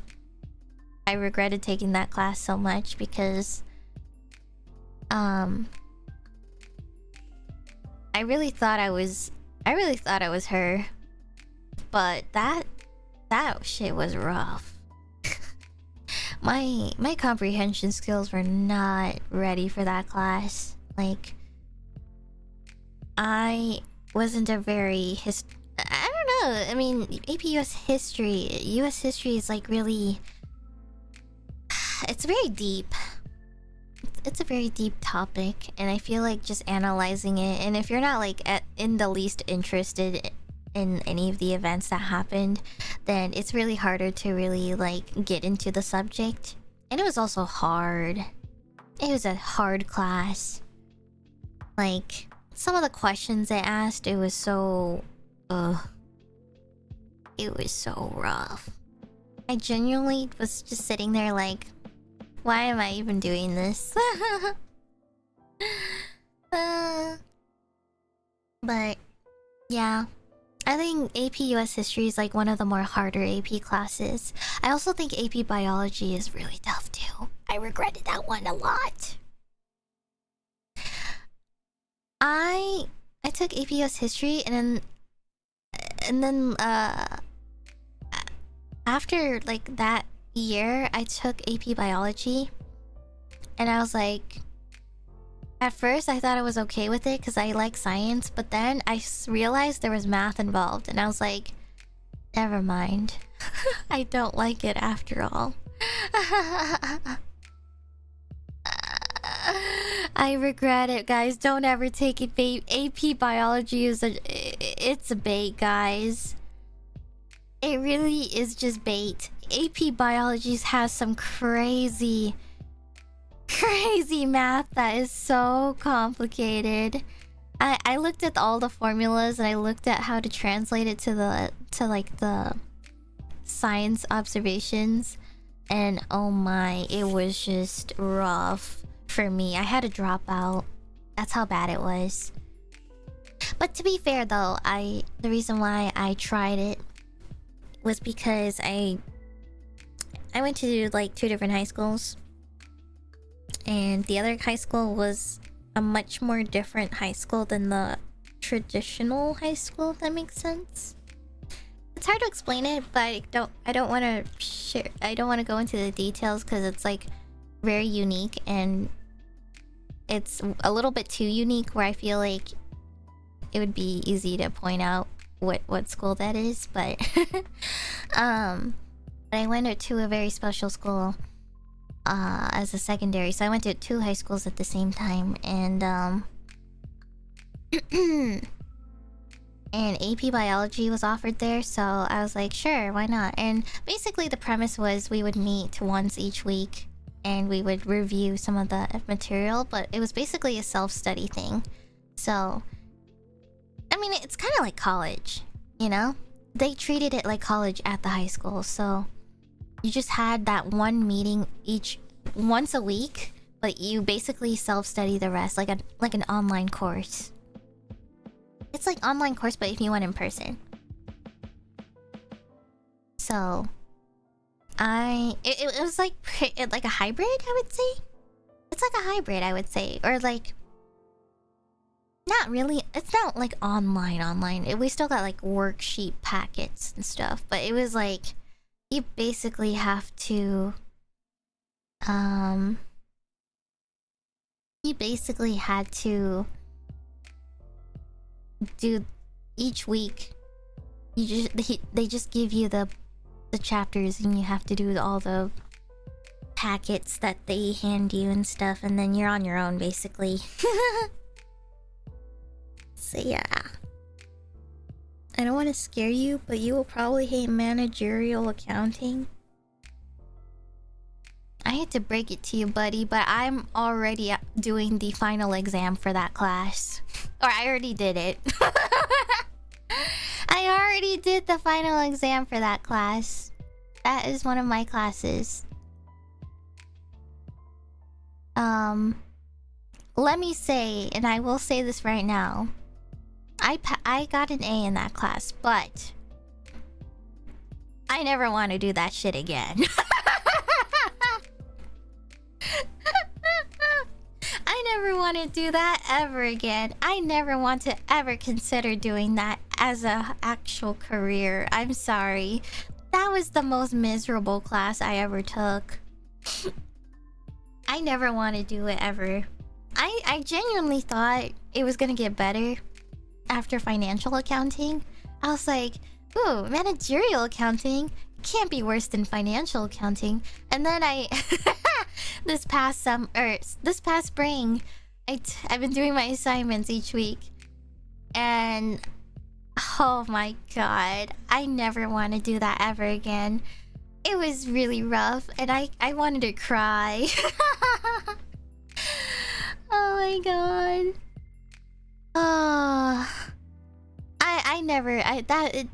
That math is just so tedious, man. I can't.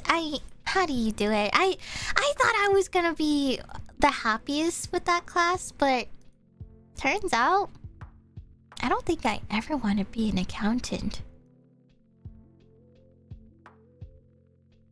But at least I have some basic knowledge. You know what?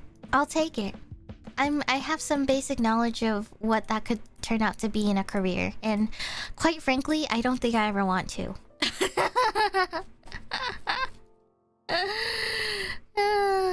I don't think I ever want to do that or pursue that as a career. I may have taken it, I may have passed it, but I never want to. Ever. I mean, I guess that goes for a lot of subjects in school. But, yeah. I thought accounting was gonna be simple and easy, but I was wrong. And I think managerial accounting was worse. It was worse than financial accounting. Too many terminologies, too many different situations and scenarios, and I also think it feels like a different level of problem solving. And part of me wants to say, welp, You can figure that out. Someone else can figure that out. But that person's not gonna be me. There's somebody out there who can do it, but I can't.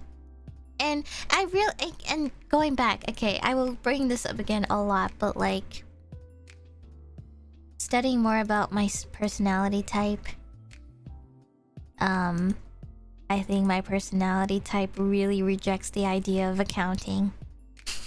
It's a little too statistical and logical for me, and I think part of me needs to go into well, actually I'm looking forward to my summer classes because those ones may be a little bit more focused on a more people-focused subject.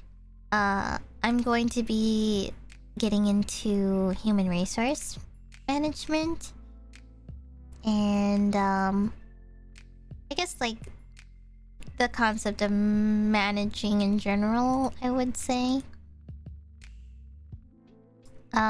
Yeah, human resource management and just like management in general.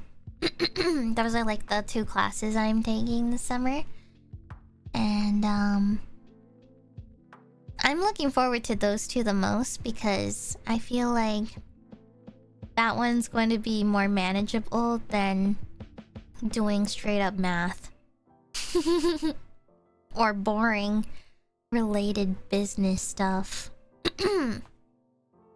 Which is weird because I like business as like, this is really strange to think about, but like I want to dive into business but not like in a very logical sense, if that makes sense. Like I think managing or me having to work with people and doing simple tasks like scheduling or appointments or working with people and people problem solving stuff seems more, and I don't want to do people problem solving stuff with like customer service per se, because like I've experienced that and I never want to do that ever again.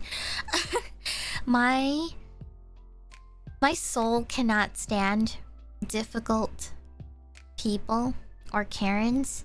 I genuinely don't want to ever do that ever again. So like I don't want to do anything related to sales or customer service. I try to stay away from those because that was my high school arc. I never want to do that.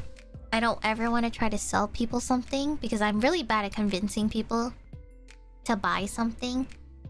I'm not a good persuader, or like I'm not a persuasive person when it comes to selling something, because I just feel my personality makes me feel too bad about it. I have the small feeling I have inside me is like I'm a people pleaser, so when I try to sell something to people, I just feel bad.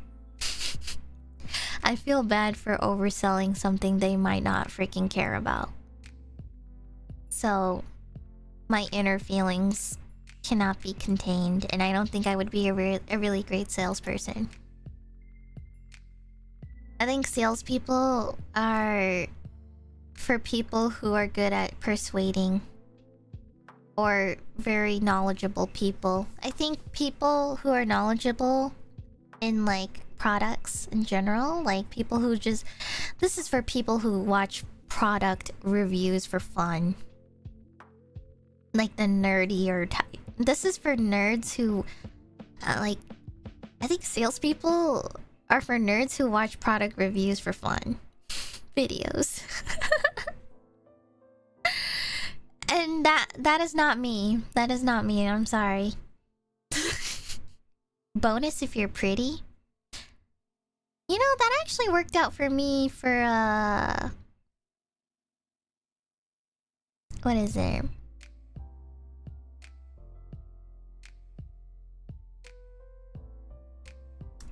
I'm trying to think.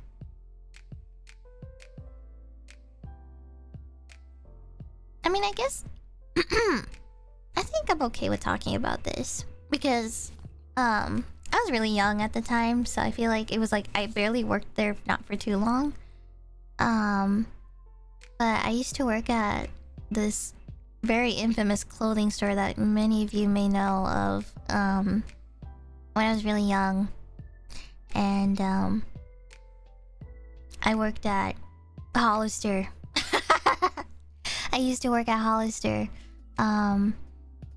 So it was a very, very what is it? It was definitely a fashion thingy back in the days, you know? And I was a Hollister girly. I know, it's kind of crazy. But yeah, I grew up with like Hollister, Abercrombie, you know, all that stuff, yeah. But anyways, and basically, I honestly was kind of surprised that I got hired there, because normally they hire people that are a bit more physically attractive, because basically their associates are kind of like brand representatives, are labeled as that. So you know, you basically you have to dress and wear similar clothing to their style and like fashion, I guess. So I honestly was kind of shocked that I worked there, to be honest, because I was like, I low-key just needed experience. So I was like, I really wanted to work at one, or like at a clothing store for the first time. I didn't want to work at a food place because I just wasn't sure if I was like, I wasn't a foodie, if that makes sense. Like, I wasn't that I wasn't passionate about food in general. I think I cared more about I had more interest in fashion more than food. So I was like, you know what, I think I should work at a clothing store, like at a mall or something. So I did that, and I'll admit that was a pretty miserable experience. That was a pretty miserable experience only because everyone who worked there was like a popular social butterfly. Like, just imagine the popular girls and jocks working at Hollister. Yeah. It was kind of annoying because I couldn't also really relate very well. It was hard for me to make friends or relate to anyone there or talk to people there because they were all just like people I would never speak to at school kind of vibe, you know? Valley Girl tier? Yes, it was Valley Girl tier people. So I didn't really enjoy it because I felt like a weird this is gonna be really funny, but like I felt like a weird minority there.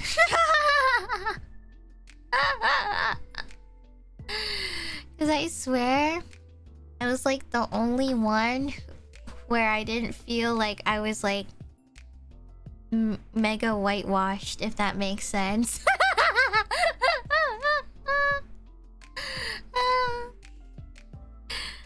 I was definitely like, you could just tell that I could not vibe with anyone there because I was like such a minority. Like everyone else was just like preppy Starbucks girl or like jock guy or like social butterfly twink guy, you know? And I didn't find it, I couldn't converse with them, so it was just like I needed to find a new job, and so I ended up finding myself a job at a different store. But this one I will not say, but it was more electronic focused, and I really enjoyed that one the most. Well, enjoy is a I would say I felt more knowledgeable in that one because that one was more technology based. And I felt like I could have some better knowledge in that department than clothing. So I really enjoyed that one a lot. The worst part though was I worked customer service, so well, I worked cashier and customer service, so that was miserable too because I always had to work with old people all the time. And it's just to sometimes I could just fix their problems at within one conversation because all they had to do was press a button. So you don't have to sell warranty plans. You know, that was probably the best part about my job actually. Is the warranty plans and the discounts. I would put a warranty on everything that I bought and I could exchange them. I could put a warranty on basically anything with a really huge discount on it, and I could just keep exchanging shit that I need to replace or fix. So a lot of I helped my family a lot actually buy a bunch of their like kitchen appliances and stuff with warranty plans and TVs and stuff. So yeah, also Black Friday sales were pretty awesome, so that's how I was able to actually upgrade some of my stuff over time. But yeah. But I will admit it was fun, but also there was like parts of my job I really hated, so there was like a few things that I was kind of like it was kind of miserable. But then COVID happened and then I got laid off.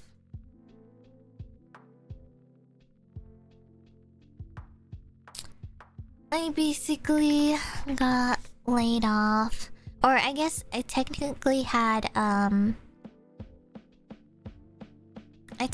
furlough during that period. I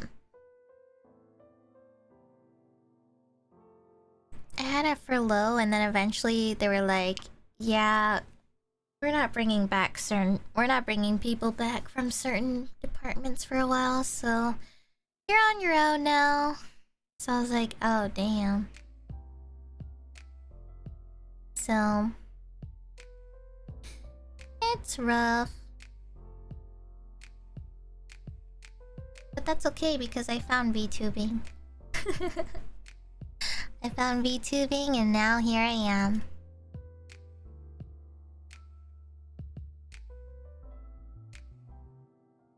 So that's kind of like my whole career. My whole career history.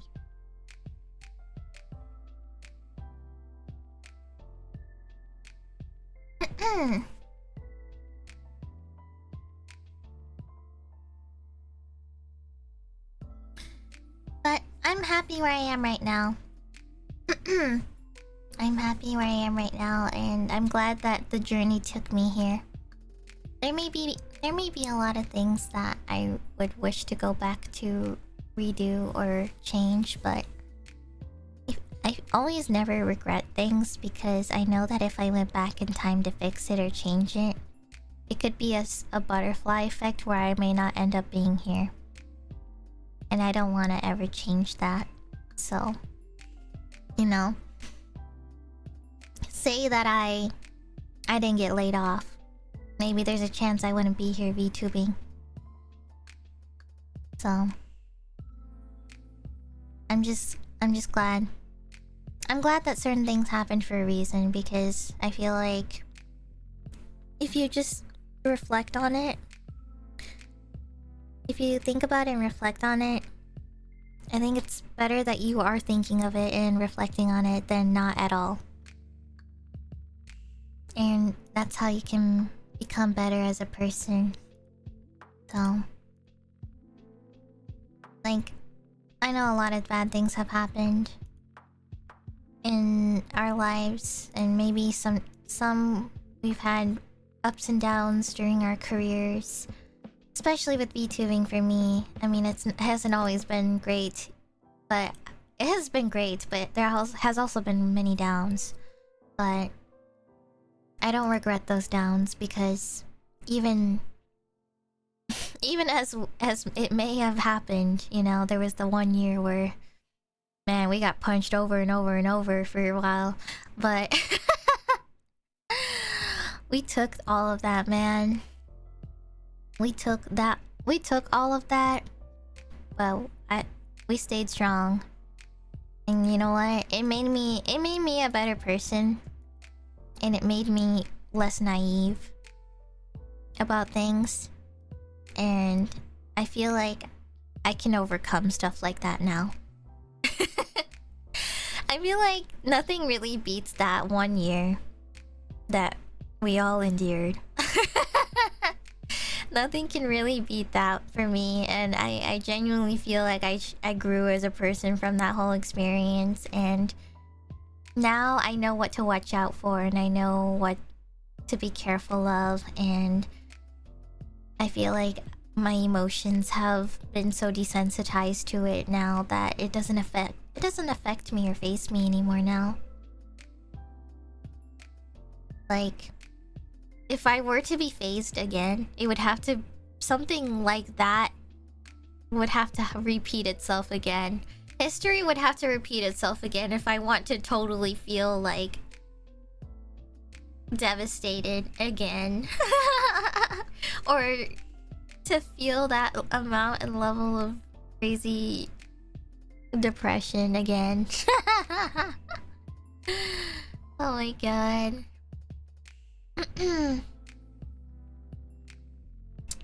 But yeah, that's how I've always been thinking about it. Or treating it as.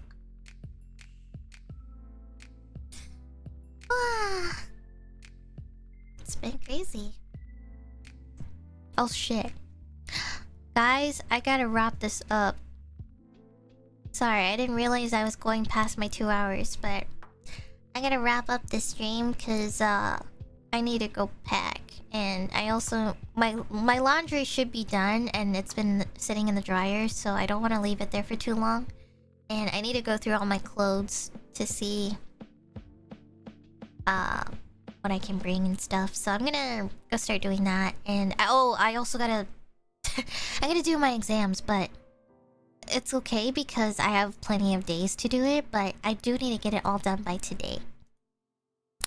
And I will probably do it after I gather my laundry first, because that's priority right now. But I think I'm going to grab my laundry, lay down for a second, and then I'm going to start getting ready and stuff. So, but I do want to say that I'm going to miss you all, and I'm really looking forward to seeing you guys again for the things that we have planned. We have a lot of stuff planned.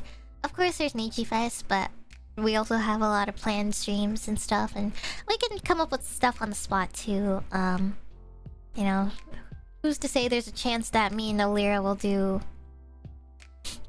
Kokoichi level 20 spicy curry again.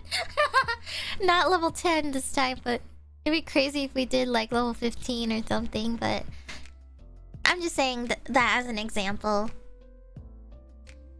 But it would be crazy to just do some crazy... I don't know, well, it doesn't have to be crazy, but just a random gorilla stream or something. Don't die. I won't. But anyways, I just wanted to say I'm gonna miss you all, and I'm also gonna miss playing certain games. I won't be playing XIV for a while. So, and also, sorry guys, thank you guys for being patient about XIV and stuff. Especially for anyone who's been joining me on the raids and stuff. I know we haven't been able to clear M12S P2, but I think we're just a little burnt out for now, because doing many weeks trying to do Tyrant for a while, that was really draining for us. And after learning P1, you know, I really just felt like the burnout for me, and I'm sure also Claude has also been really burnt out as well and wants to move on from it just a little bit. So hopefully we can come back to it maybe sometime after. I mean, it is the last tier anyway, so it's like we won't feel behind or anything. So, but yeah, I'll see you guys soon. And if you are going to NIJIFes, I look forward to seeing you. And I'll try my best to be present, and I will bring all my energy for you. So, thank you, everybody. Thank you. Oh my gosh, thank you. Canele? Is that how you say it? Hi Fish, thanks for the casual chat stream before NIJIFes. It was so much fun. Before I headed off to work, I will be joining the audiovisual room on the day of the event, so I'm already getting nervous. Oh my gosh! Yay! Oh my goodness, I'm so excited. Thank you for the Akasupa! Thank you. Oh my gosh, I'm nervous. I don't even remember. I don't actually know how that's gonna look like. It's my first time, so I don't even know how that's going to be. But I'm so excited. That's like at the end of this week too. It's on Saturday in NA, but it might be Sunday for JST. But I'm so nervous. Gosh. I'm looking forward to it though. Thank you. I'm so excited. And I'm nervous too. Don't worry. If you're nervous, don't worry. I am also very nervous. I am a little nervous too, so don't worry. You're not the only one. But we can be nervous together. I think that's the best part. Is just sharing that feeling together. But we can just enjoy the moment that we have. So. Alrighty.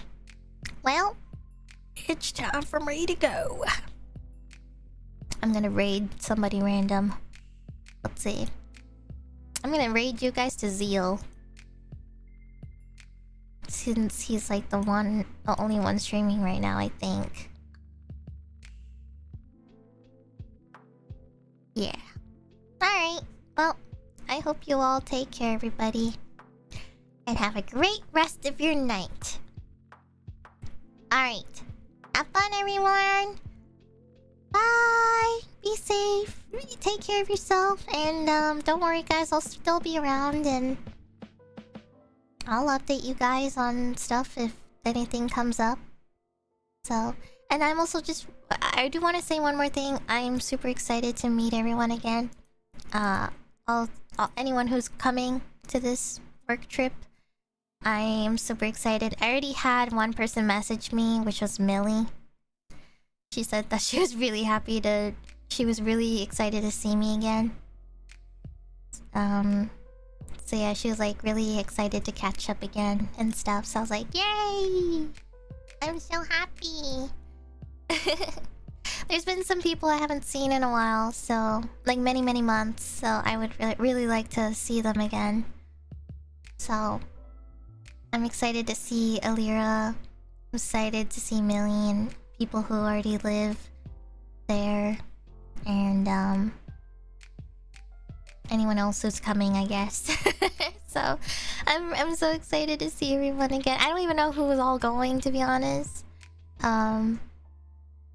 So I'm excited. I don't think I've ever met Doppio before, but I think there's a good chance that I will. So I can't wait. But alright. Have a great rest of your day, everyone. Alright.